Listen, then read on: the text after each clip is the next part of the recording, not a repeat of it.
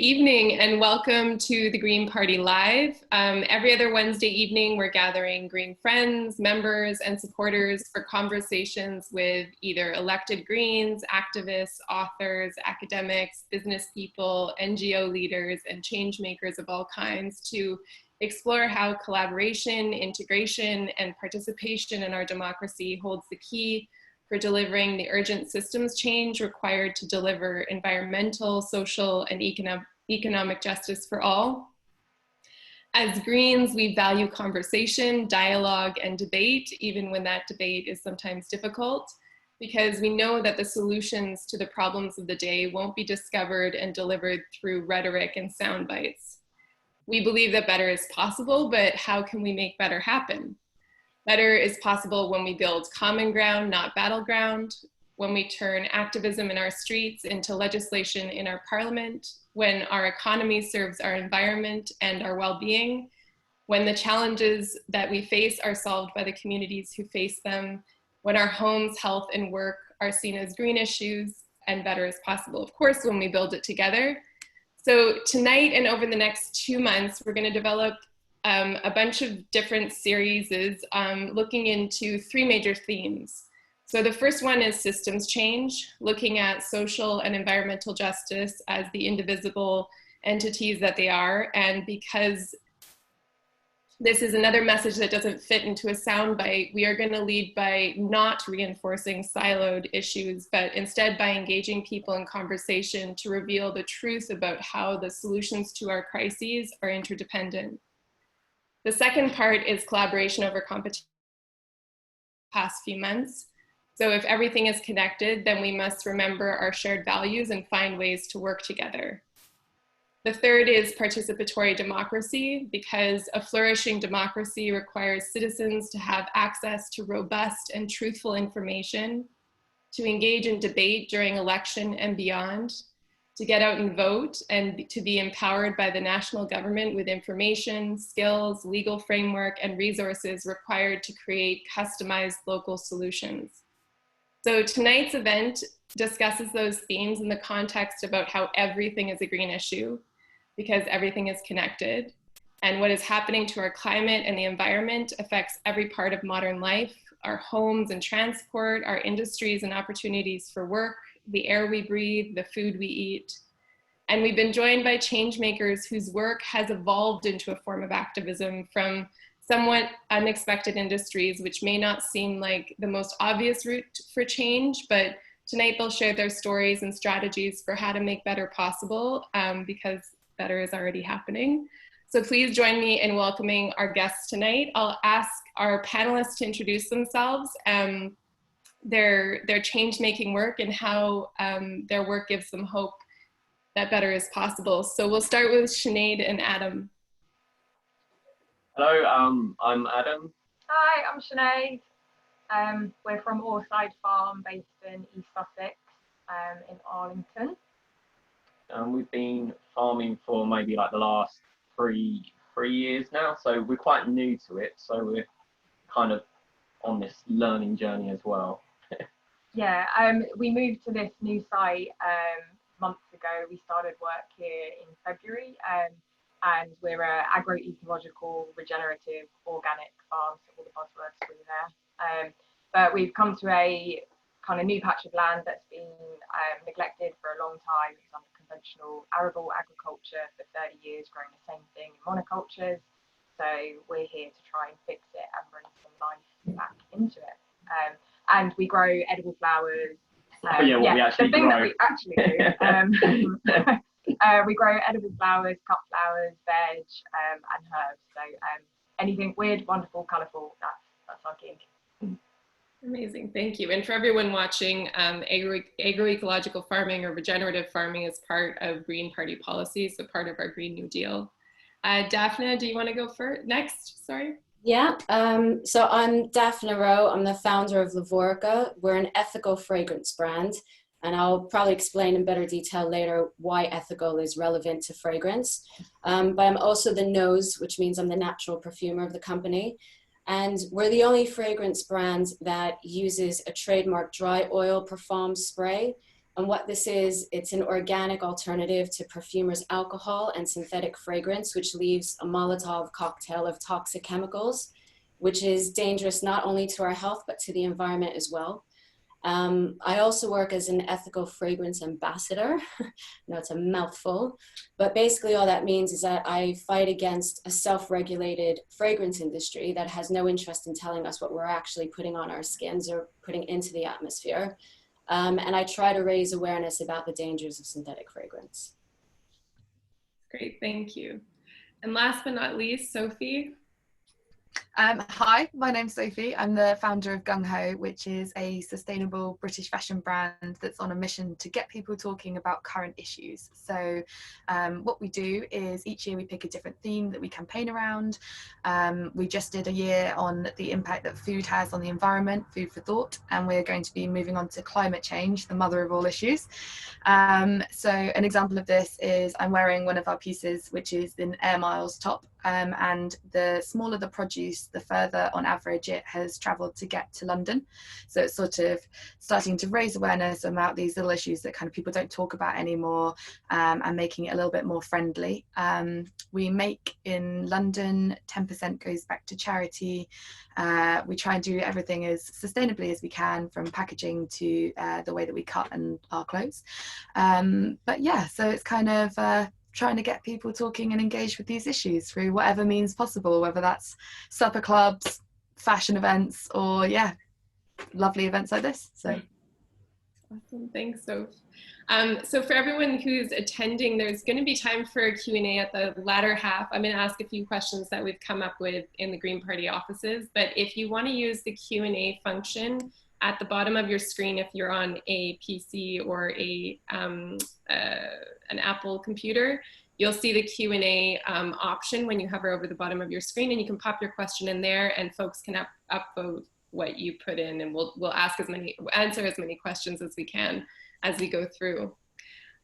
So we wanted to have the first question be to all of you, so you can all answer at once if you want. So we aim to transition our economy into one that promotes a dignified life for everyone and regeneration for the environment upon which we all depend. So what does that mean to you in the relationship that you have with your work and the issue of human and planetary health? Does anybody want to go first? Sure. For me, I read a recent McKinsey report that stated that the fashion industry emits the same quantity of greenhouse gases per year as the entire economies of France, Germany, and the UK combined, which I was completely shocked at. I mean, I shouldn't be, because the fashion industry is huge, but I think that does really put it in perspective. But for the fashion industry, it's huge, but it's not going anywhere. But it's full of creativity. So as a brand, Gung Ho is trying to not preach to the converted. We're aiming to offer sustainable fashion that appeals to everybody, like the everyday consumer, and starts them off in a journey to kickstart something that will really engage them to be part of the solution and help make it cool and inviting instead of a bit daunting, I guess. So yeah, we're kind of basically, even though we're a fashion brand, we're kind of trying to sell the coolness of the new kind of form of lifestyle. And yeah, I think that the best thing you can do, which is weird as a fashion brand to say, but is not to buy any fashion. I think everyone kind of knows that, is kind of to upcycle and do whatever you can with what we've got. But it's unrealistic for everybody. So we're just trying to offer pieces that people can save up for, really engage with, and hopefully start a conversation every time they wear it with other people to help them on their mission too. Great, thank you. Does anybody else have an answer they want to share? I'm happy to go next. The interesting thing about that question is it actually makes me think of that old adage, which I'm going to totally butcher, so I apologize, but something to the effect of, in order to know where you're going, you have to first understand where you've been. And so if we think about how we even got to this point, I think that's sort of relevant to understand, especially when it comes to fragrance. So the ancient civilizations, they always used natural botanicals and harnessed it for fragrance. They used it in oil. Everything was completely natural. But the 19th century came and the Industrial Revolution was born. And what this did was it gave a working middle class that emerged, and it created a different shopping dynamic and a shift into marketing, and mass consumption grew. So what happened there with fragrance is that the natural fragrances became replaced with a concoction of scent creating chemicals. Scientists discovered that they could imitate nature's scent for just a fraction of the cost. So the majority of chemicals that are in synthetic fragrance today, which by the way is every single fragrance on the market, it's all toxic. It's linked to cancer, birth defects, central nervous system disorders, hormone disruption, allergic reactions, and it destroys the environment because it bioaccumulates. It doesn't readily break down in the environment, and studies have found it in fish and other marine life, stored in the fat of animals. And when I say the fat of animals, that includes us as well, because they're petrochemicals. We are being told that we're getting these notes of rose and notes of sandalwood, but it's actually petroleum. It's petroleum derived chemicals that are made to smell like these natural things. So our carbon footprint when we use this is massive, and we're not even aware of it. So our company's trying not only to give people a different alternative, but also just to raise the awareness about that. And it's not just perfume, it's anything that has fragrance in it, from cleaning products to your washing up liquid to your shampoos, everything. Oh, yeah, it's all connected.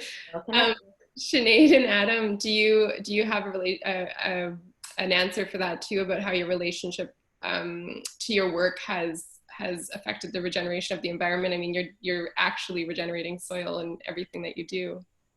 Yeah, I mean, I guess for us, it's like about being in this for the long game, that like this is a long-term like series of fixing, and actually a lot of the stuff that we're going to do is going to outlive us, from the tree planting to the soil regeneration, and that's kind of what we kind of feel like we should be thinking. Like we should be thinking beyond our lifetime and trying to make up for some of the stuff that's been done before us. And you know, we have the opportunity to do something that actually puts some good and I guess like kind of touching on the first part of the question around like promoting a dignified life for everyone and regenerating the environment, I think you were saying like earlier a lot of it's like around transparency. Yeah, we kind of think like a lot of it's when we buy stuff, we buy a product but don't really think about the way something's being produced.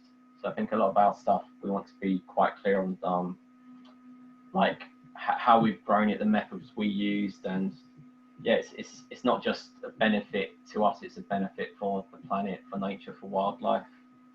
And I think like that trickles into like everything that we do, that like we need to be asking ourselves, are we doing enough in everything, not just the end product is a good thing. It's like, okay, well, how, like, what's our packaging, what's like, where are we getting our compost from, where are we buying things from? And it's assessing all of those things and not just, you know, the end product. And I think all businesses and all of us need to kind of do a bit more of that kind of, I suppose, like life cycle analysis, or like life analysis of just like where are all of these things coming from, and like what's the actual impact beyond like the final product. Yeah, and I think what's interesting with all three of you is it's also the impact on non-human beings that we share this biosphere and this planet with, as well as the human beings we share this space with. I have another question for you both. So is there a story from your farming experience that inspires you to keep going in times when things get tough, which we were talking about before we started broadcasting the call, and how has also having access to land as young people changed your feeling of belonging and redefined your definition of well-being? In your case, maybe having tangible and visual transformation all around you all the time as you regenerate this land that was formerly monocropped, you know, conventional farming into regenerative farming. Yeah, I mean, we've only done this for a few years, so I wouldn't say we've got like a defining story, but it's usually just like the little everyday things. Like whenever we might plant something, especially with the flowers, we see like the amount of bees that come over. Like where we live in the countryside, we're surrounded by green space, but like the green space that you see is kind of like quite deceptive. It isn't this nature that what you think it is. Like we've been for walks around here through fields, and there's nothing. There's no, you can see there's like no worms around, no bees around, no birds around, like at all. And it's nice just on our little patch of land, like every time we do something, like something appears. Like we've started putting a few ponds, we've started seeing frogs turn up, like the flowers with the bees. We've kept quite a lot of long grass around the site, and we started having like some grass snakes go through, and like none of this would have happened without like quite easy things to do, really. Like it doesn't take a lot of work to do the changes. I think that's one of the main things that, like, often one of the things that's like battered back to like the alternative food growers is that, you know, this isn't possible, it's too hard, it's too much work. We've just let our grass grow and we planted some flowers, and we did that in the space of a few months, and the change that we see, the amount of birds that we see here, wildlife that we see here, the insects that we see, like they've come, like I think it's probably too bright, but like where we're growing, like we're growing in the middle of a 20-acre field, and we have like a small patch of flowers that is basically smack bang in the middle of a once barren field. And that just proves like ladybirds have gone and found their way to this little haven, bees have found their way, butterflies have found their way. And that's, I think that's the thing that like keeps us going, is like when things get a bit hard, it's just like going out there, looking at all of the colour, but also just seeing that there is life here. I think there's such a misconception in like the UK in particular, that when you go out for a walk in the countryside, like, oh, it's beautiful, there's like acres and acres of green and brown, and it's just like what you're looking at right there is death, destruction, devastation, because that's not life-giving, that's not helping wildlife at all, that's not helping above life, that's not helping life underground, and that really needs to kind of change. So I guess that's like the first part of the trying to remember the access to land. And then I guess like having access to land, I mean, we're both from like an urban environment, so the fact that we're in a place like this is quite unusual. Generally, you know, farming in the UK is done by a certain demographic. They're generally over the age of 68. I think that's the average age of the UK farmer.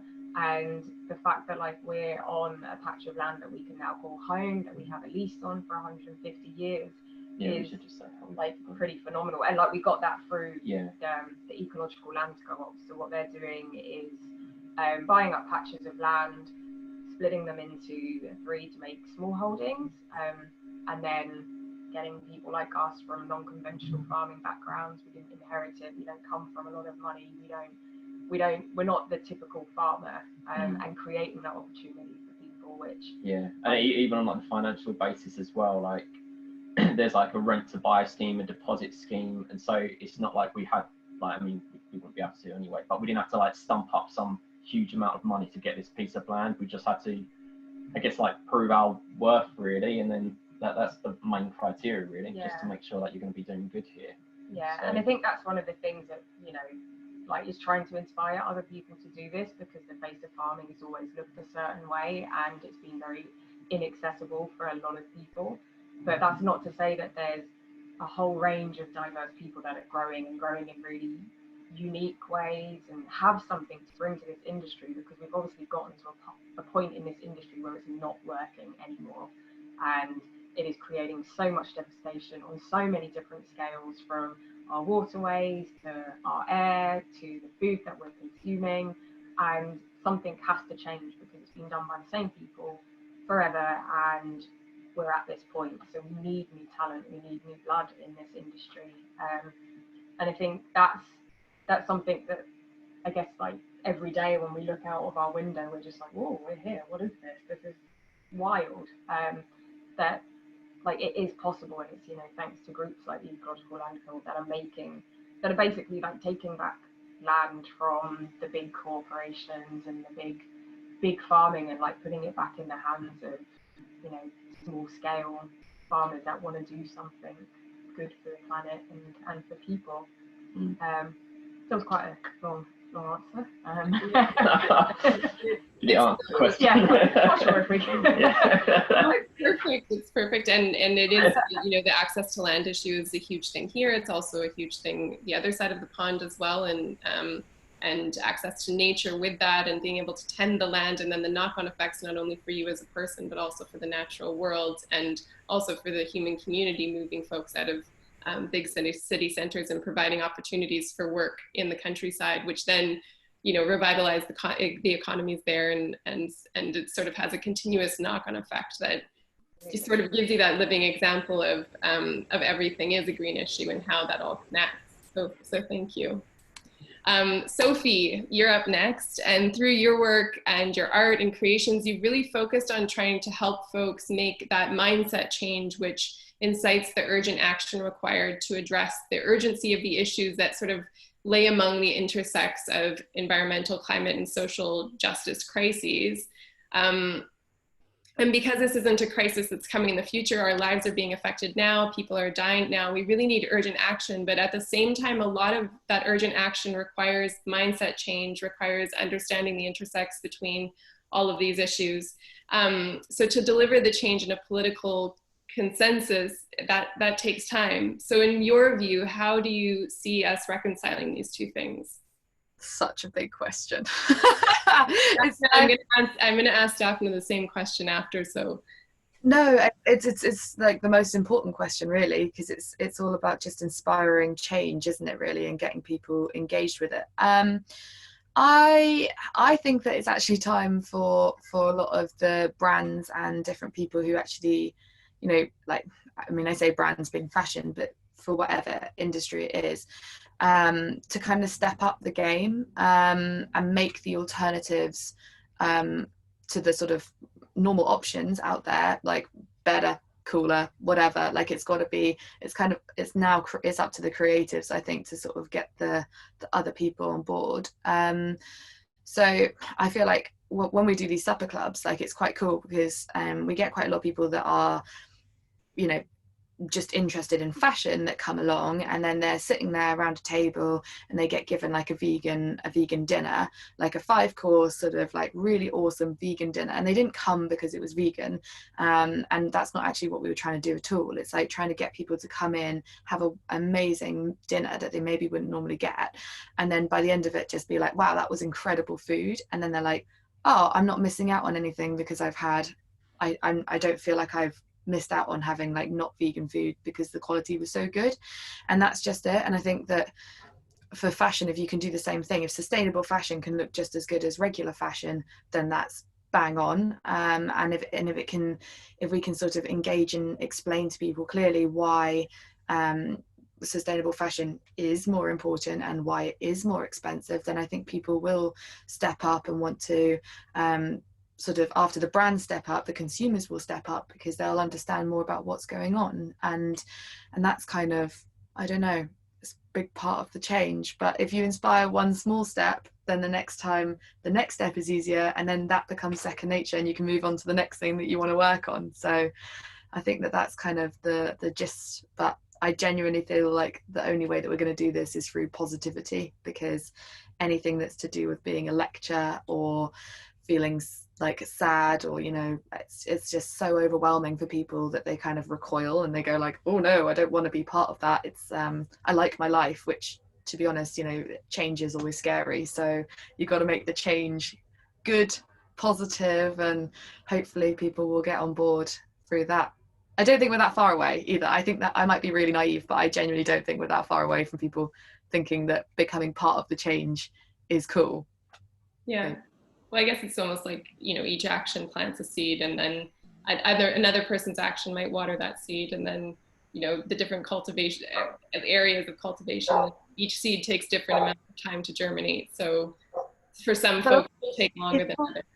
If you're passionate as well, like if you're doing something and you're like, you know, telling your, you know, close set of friends that this is, oh, I'm trying this out, this is really cool, then they're like, oh yeah, that's interesting. And then if they hear it a couple of times, they might be like, okay, do you know what, I'm up for it, like let me try that too. And then that's how this kind of ball rolls, because you're like telling people, and if you're excited about it and you're making it part of your life, you're going to talk about it because that's what we talk about. So yeah.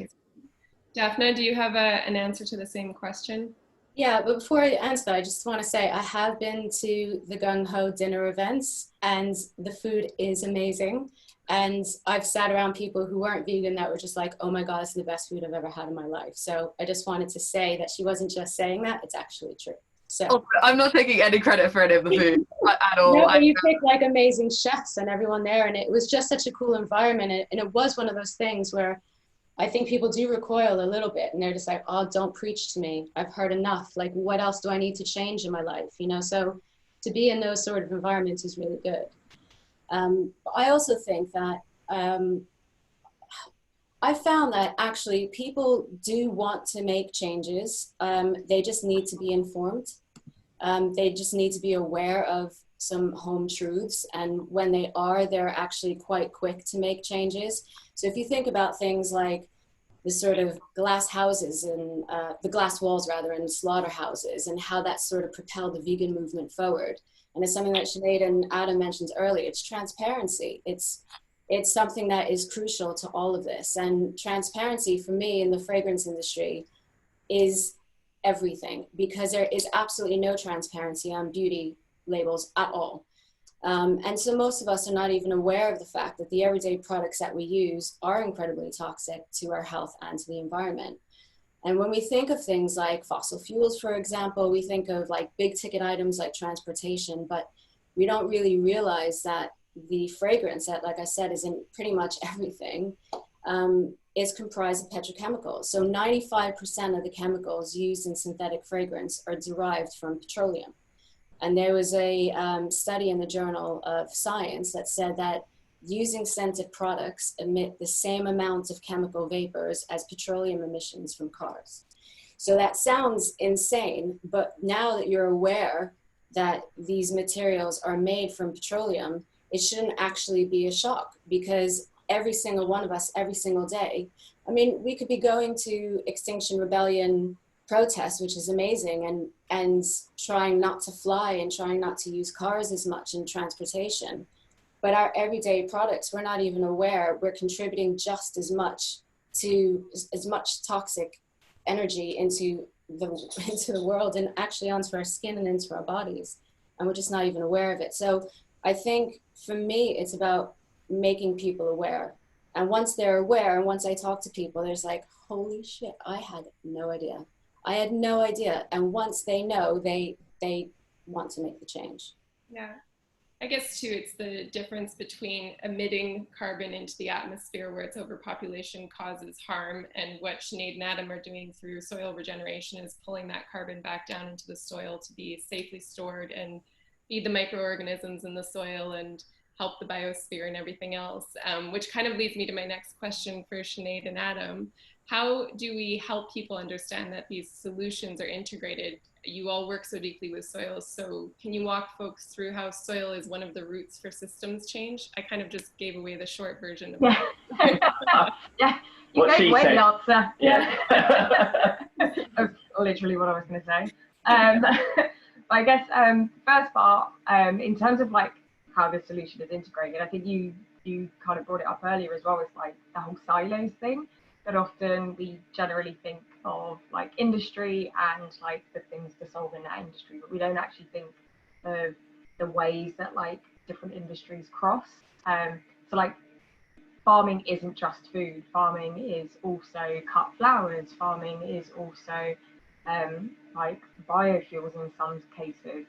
Food, or like farming is also what we've just learned in a project that we're going to start getting involved with, is fiber sheds. So using a lot of our like edible flowers and the flowers that we grow to actually become like natural dyes, for another local project that's growing cotton. So it's actually thinking that, okay, well, this is the like thing that we're growing, and actually it has so many different elements that it could go into. So it's, you know, kind of that like big thinking of just like what we're doing isn't just one thing, and it isn't just for one industry, that actually like it lends itself across a whole spectrum of things. And when we start thinking like that, which is quite complex thinking, it's all over the place, but if we have people like drawing those lines, you know, that's, and joining the dots, that's a really like important thing to do. And then I guess soil. Soil is is the bedrock. It's the thing that brings our nutrients. It's the thing that we grow in. It's the absolute essence of our system. And I think often it's so overlooked because soil is dirt. And also just from a visual perspective, when you look at a field, your eyesight's above ground, you can't see what's below it, so you never really think of the activity that's happening down there. Yeah, and I think that's one of the main things, the activity that's down there. That there's so much life. I think there's often that little graphic that goes around that a teaspoon of soil has tens of thousands of microorganisms, bacteria, fungi, and that's life down there. And generally, if you're just rotivating that, you're killing that life, you're releasing carbon. And some of the things that we're doing, the whole point of letting our grass grow is because that's carbon. Often we think of trees as being one of the biggest carbon sinks, and we should just plant lots of trees. And although we should do that, we also need to look at the thing right beneath our feet, because that's the biggest carbon sink on the planet. And that's the biggest carbon sink that we've released a lot of carbon from, that we now need to get back into the ground. And we can do that from simple things as letting the grass grow. And then when that grass grows, it dies, it becomes nutrients. The soil life thrives, it eats it, it brings it into the ground.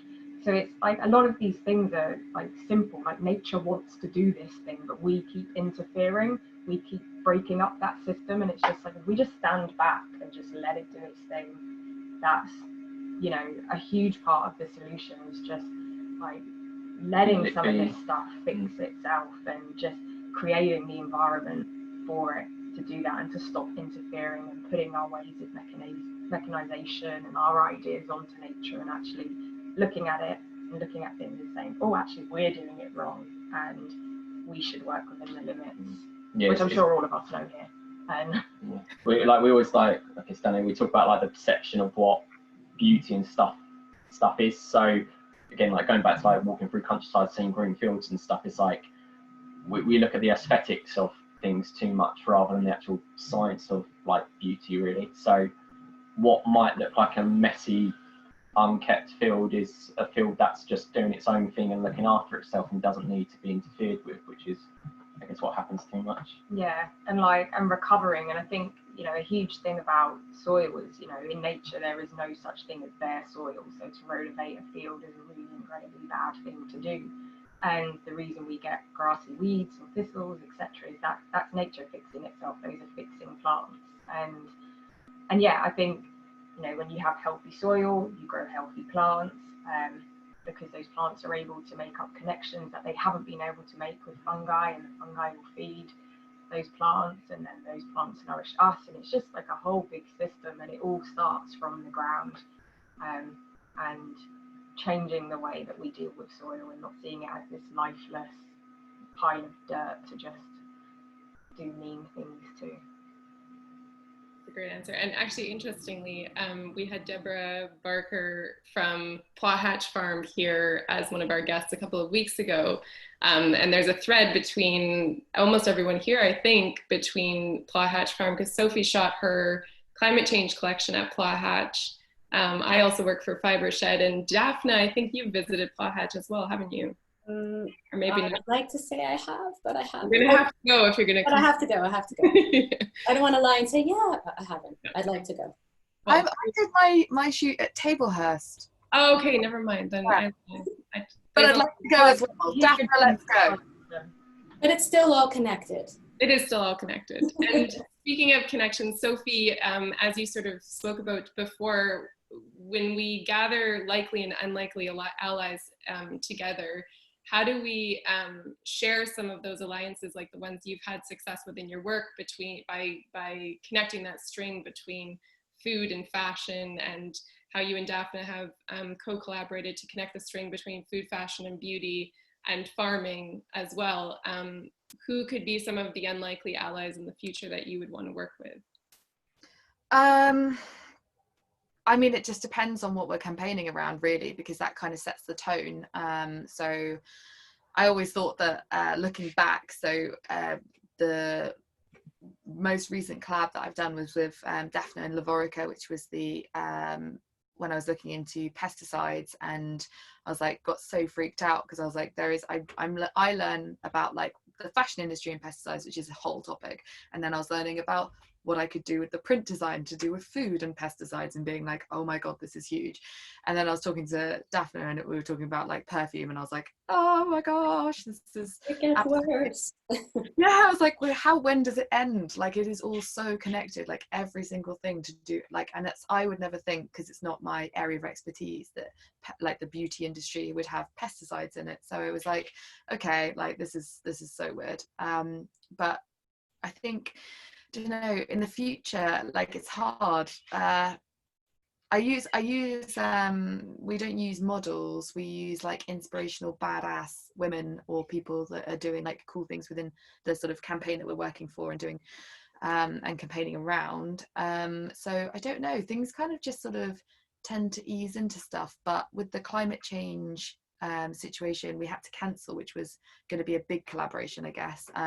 We're going to take over a place on Brick Lane, and we were going to do a climate change weekender. So we'd organised with our community for everyone to do a piece of artwork. Anyone that had something to say, we were like, we'll hire the space, you just come and we'll put it up, as long as it's not offensive and it's something to do with climate change, we will put it up.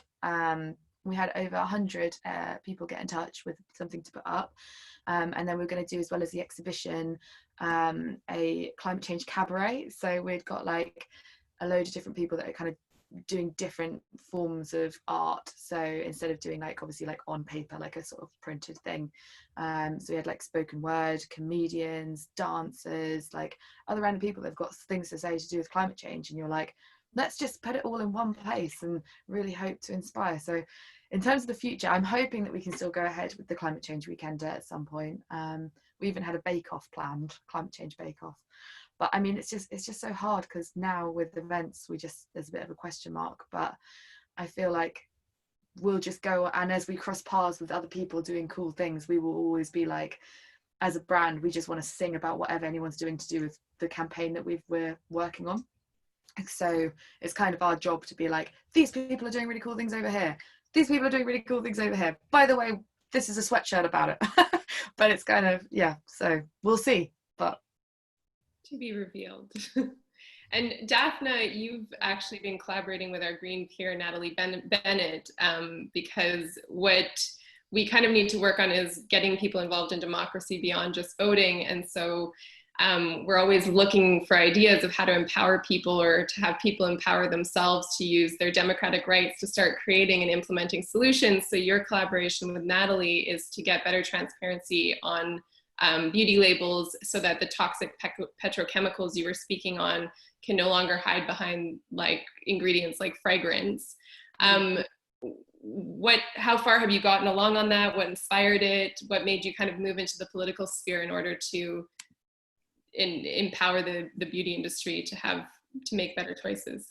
Well, I met Natalie Bennett at a discussion on fossil fuels. And I approached her afterwards, and I told her about my concerns about fragrance and how I kind of wanted to move from a sort of activism place into a legislation place. She had no idea that fragrance and parfum, these sort of umbrella terms, were hiding hundreds of toxic chemicals. And she asked if I could send her some scientific studies and research that I've done. And of course, I just sent her links upon links. And so she started raising questions in the House of Lords on our behalf, which has been fantastic. Because ideally what I want to do is just get rid of that blanket term. And so that's still a work in progress. That's going to take time, because again, it's going to come up against a self-regulated fragrance industry that has a vested interest in you not knowing that they're hiding these toxic chemicals. But I do want to say that I think consumers are far more powerful than we give ourselves credit for sometimes. And I'm including myself in consumer, not speaking as a business owner, but there's this quote that I love, and I'm going to probably paraphrase it, but it's something to the effect of, every time you spend money, you are casting a vote for the kind of world you want to live in, which I think is fantastic. And I think we forget that supply and demand is what makes the world go round. It's what sort of rules politics, really. I mean, KFC and McDonald's and Greg's, they didn't add vegan items to the menu because they got a change of heart. They did it because there was a demand for it. And I think if we start to become more aware of these things, like I said earlier, and we start demanding these changes, we start asking things like Fashion Revolution, who made my clothes? I mean, we want people to say, what's in my fragrance? You know, we want these questions to be asked. And then things will start changing, and it'll start going into that democratic process, because consumers just have a basic right to know what they're getting. And in the same way that food products have to be labeled a certain way, so you know if there's something you could be allergic to, or if it's unhealthy for you, if you have diabetes or whatever, beauty labels have to have the same thing. At the moment, there's absolutely no transparency. So I am fighting for that transparency. Great, it's great to know that you're working with Natalie as well on that. Yeah. So my next questions, I'm going to try to sort of or mix together some of the questions that are coming from the crowd and some of the questions that we had. So what actions have you taken that has had a lot of impact? Why did you decide to do that thing? Why do you say that had an impact, and what were the results that you've seen? What could the rest of us gathered here tonight learn from some of the actions you have each taken in your work or in your personal lives or in your life in general? Does anybody want to take that one? I guess you've kind of like covered most of the things that you've all been up to. Sinead and Adam, do you have a? Yeah, I mean, I guess I guess it kind of goes back to what we've been talking about the whole time, really, about just our work here and what we've been doing. I think just like going back to just actually doing rather than talking. Like I feel like we took quite a big risk getting into something that we have no idea on, like way back then. Yeah, we're winging this a hell of a lot, like coming from city life to farming. But yeah, I think just actually like doing it. I know it sounds a bit basic, but sometimes just like I think there's a lot of like, so I used to work in food policy, and you know, within like certain worlds sometimes there can be a lot of like theorizing, a lot of talking, a lot of kind of blue sky thinking, and actually we need to move away from that point, and we need to actually start moving into action. And the action generally that we need to start doing is regenerative action. Like the time of sustainability is done, we're past that. That's not good enough now. We need to go into fixing what we have broken. And like I know it's really simple, but literally like the act of sowing some seeds is so like powerful, and like in particular flower seeds, that it's so overlooked whenever we talk about farming and food. We always forget about flowers, and that's the thing that's feeding our wildlife, that's the thing that's feeding insects, and without those we're not fixing anything. And I think the like small radical act of just planting some flower seeds and just chucking some seeds around is something that we've seen like amazing benefits from in the space of like one season here.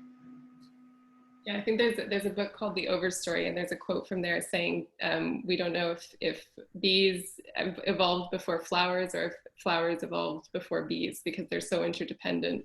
And I find that thought very romantic.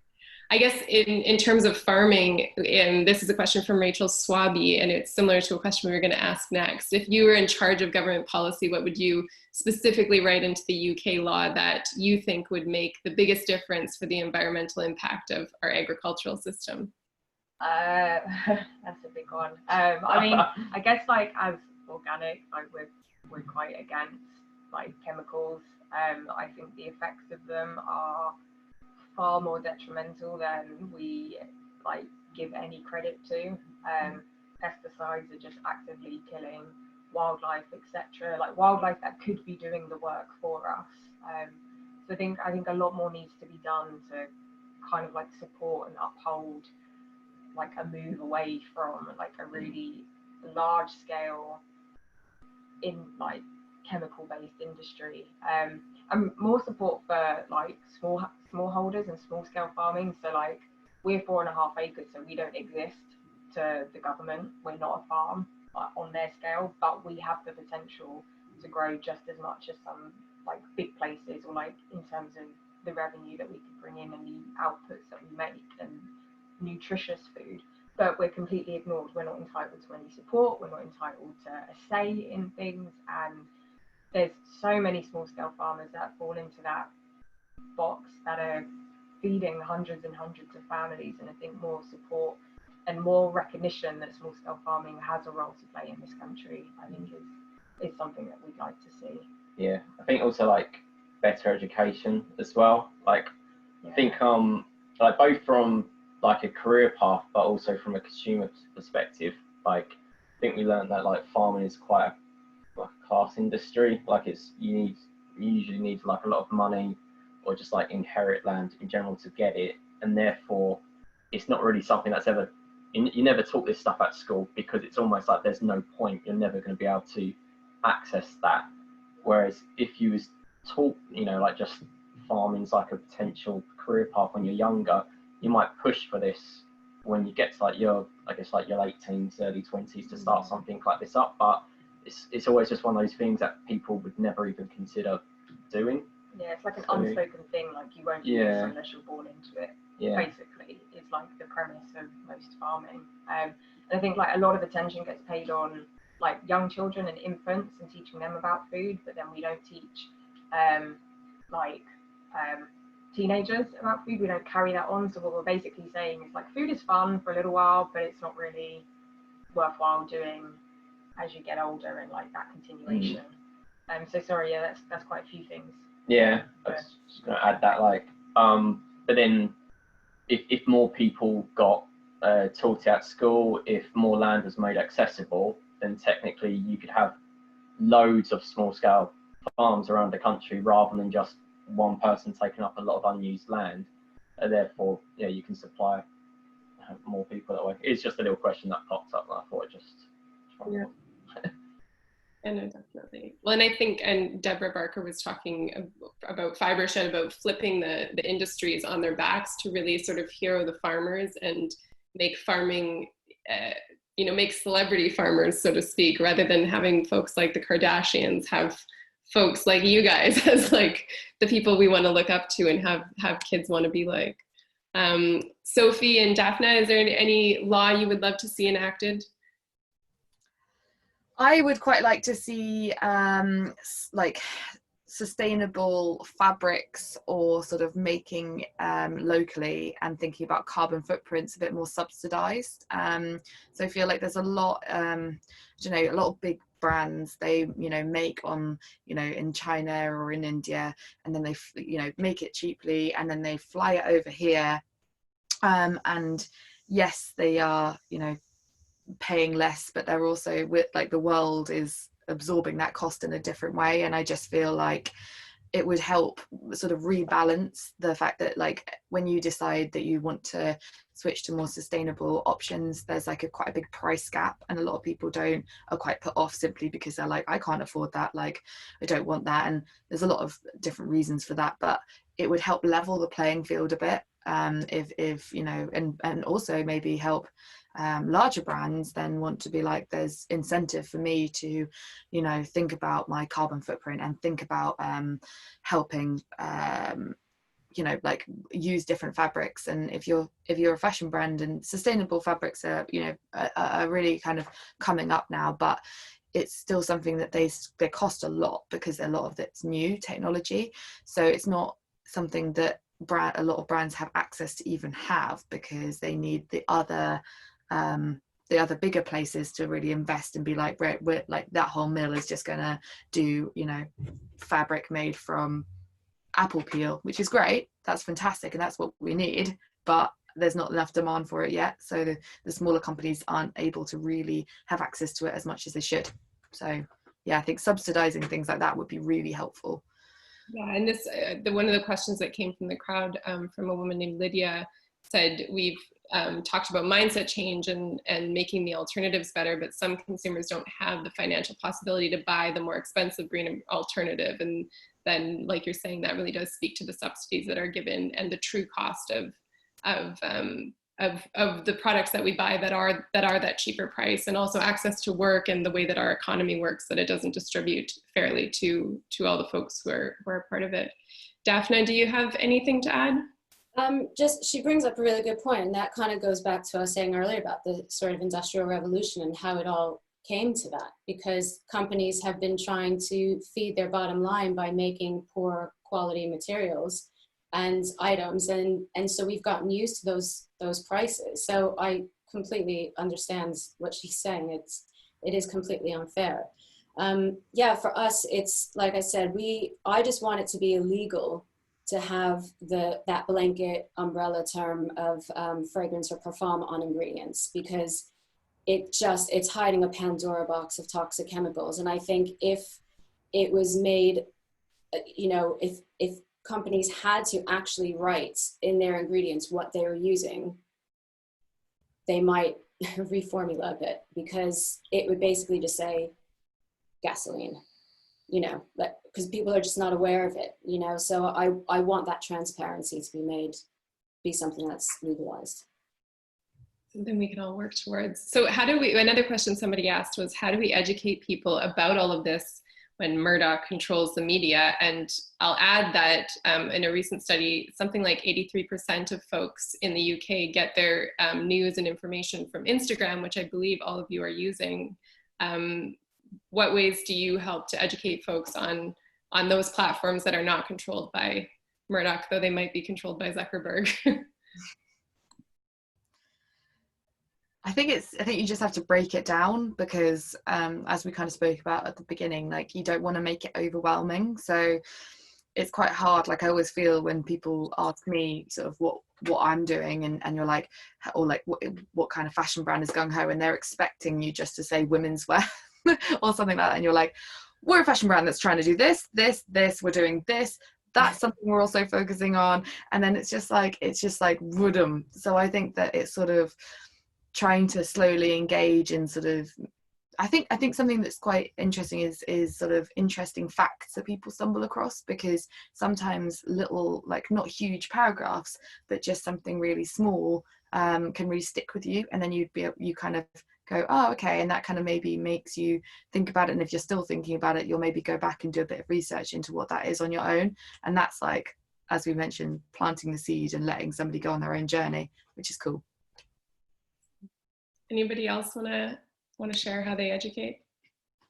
I mean, I guess it's just the site in general. Like, our stuff's quite easy. Like, we can kind of like photograph every step of, like, you know, like a produce life, really, can't we? So yeah, I think we try to use our social media with like a mix of humor, education, tragic story, and like just be quite raw with like our experience and like why we do things and why we think it's important to change, but I guess not do it in a way that's like, you know, you must change and the way that you've done it is really wrong, or the way you've been living is wrong, because that's never going to help build a dialogue or help people ease into change. And I guess we just try and like put them in there with a little bit of like humor or a nice like picture of a ladybird doing something cool.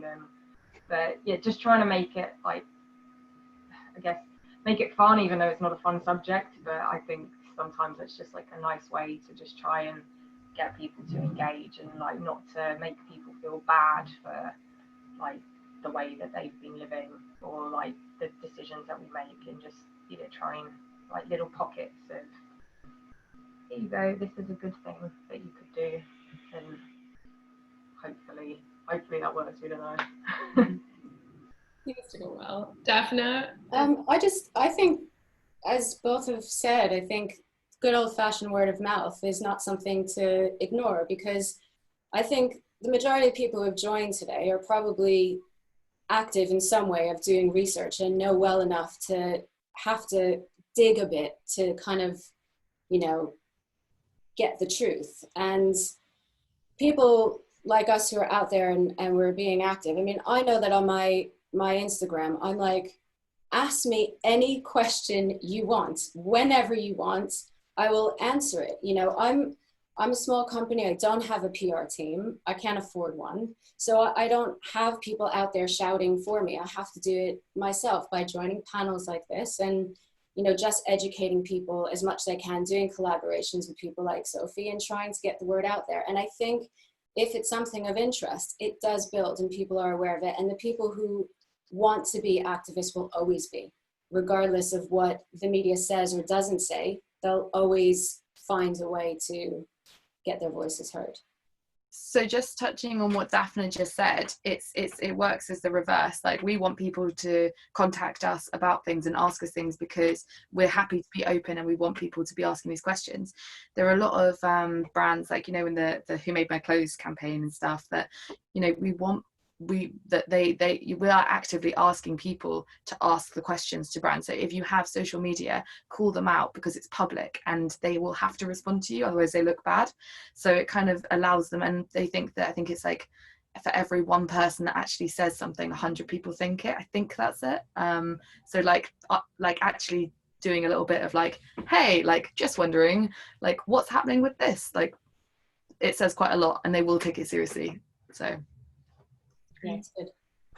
So what's one thing that you could tell people gathered here today to do tomorrow to help them make better possible, whether it's a big P or little p in terms of politics? So supporting integration, collaboration, participatory democracy. What would be each of your one words of wisdom? Just one? Oh, no, you can have multiple words. one hot tip. Okay. Oh, I don't know. Should I answer it then? Sorry, I didn't want to jump in. I think Adam wanted to say something. I was just oh, sorry, no, you go first, you go first. I was just going to say, because I've kind of said ad nauseum already, but I'll say it again. Look at your products, like tonight, whenever. Turn to the back. Ignore front labels. They're just marketing. It's billboards. It means nothing. Look at the ingredients. If you see that singular word of fragrance or parfum, that means it's hiding petrochemicals. Just know that, and slowly start to get it out of your house as much as you can. Just slowly. You can't do everything all at once. And then just start educating yourself. I mean, if this is something of interest to you, you can literally just Google dangers of synthetic fragrance. You'll get reports after reports and scientific links. You can message me again anytime, and I will send you all the links. One really good one is, it's called the Right to Know report. It's from the Breast Cancer Prevention Partners, and it's laid out in layman terms, so it's not too scientific, and it really is quite easy to understand. I mean, they basically made the statement saying one of the best ways to avoid breast cancer is to avoid synthetic fragrance, full stop. So, you know, reports like that are really, really good to look at.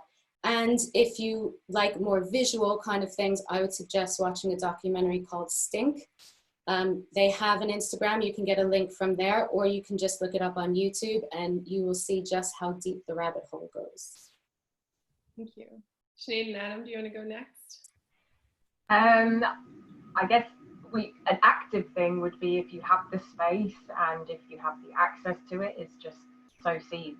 And, you know, if you can, sow flowers in particular, because that's the very thing that's feeding the wildlife and that we love and love to celebrate. But, you know, we all actively have to be doing something to help feed those things. It's not good enough for us to just be saying, like, they're great. We have to do something to actively help them thrive. And then I guess Daphne made the point as well, like, you know, again, if you have the access and like to be able to do it, is what you buy is a vote, and what you buy is like you endorsing the way that something has been produced, and you're endorsing that product. So if you're someone that does have the access to make those decisions and to be able to put your money in towards places that align more with your beliefs, then, you know, start making that change. So, well, we've both made very good points. So I don't know. I think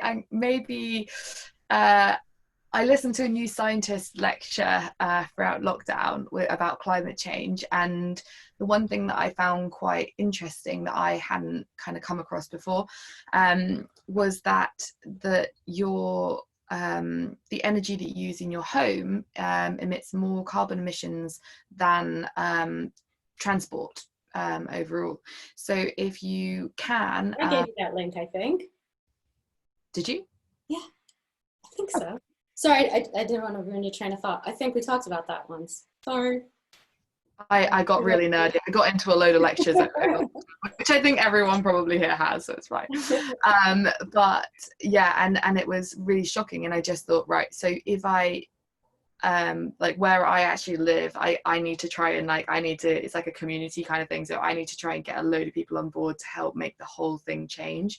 But if you can, switch your energy supplier to be renewable, because it does actually make a huge difference.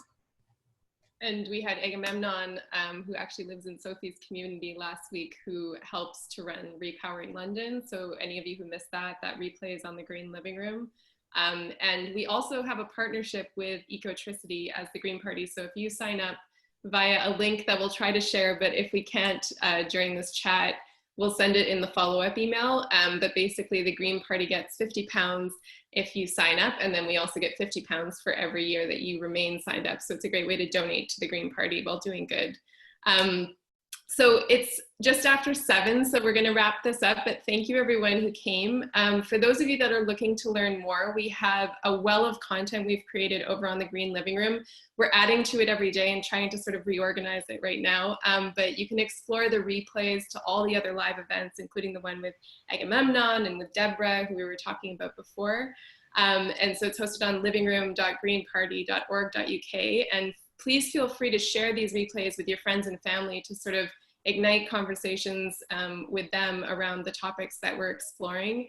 Our next event is going to be next Wednesday, the 16th of September. And as most of you probably know by now, our leadership team was re-elected. So it's Amelia Womack and Jonathan Bartley and Sean Barry. So we'll be discussing regenerative leadership in our democracy, and with not only the Green Party leadership team, but also a sustainability and leadership expert, Giles Hutchins, who wrote Regenerative Leadership. So you can RSVP to the next event. Graham's gonna share a link in the chat now. We're also selling the collaborative pesticide-free perfume that Daphne and Sophie put together, as well as a Save the Bees sweatshirt that Sophie created, and 25% of profits are gonna go towards the Green Party to help fund the green recovery. Sinead and Adam are also selling edible flowers on their site. I think you have to be local, is that right, Sinead and Adam, to buy it, or can you ship all around? We can ship now, yeah, we've just launched our shipping. So. Okay, so we'll share a link to that as well in the follow-up email. And also, if you're not a member of the Green Party, become one, but also if you are not a member of the Green Party and you're interested in just supporting the work that we do, you can become a Green Friend. Graham will share a link in the chat as well, and we'll try to include it in the follow-up email. Thank you to our guests for coming and sharing your stories and your wisdom with us. It was very, very illuminating. Thank you to all the people who showed up to participate in the event. We really appreciate you coming and sharing your questions and feedback. And we'll see you next week. Thank you. Bye. Bye. Bye.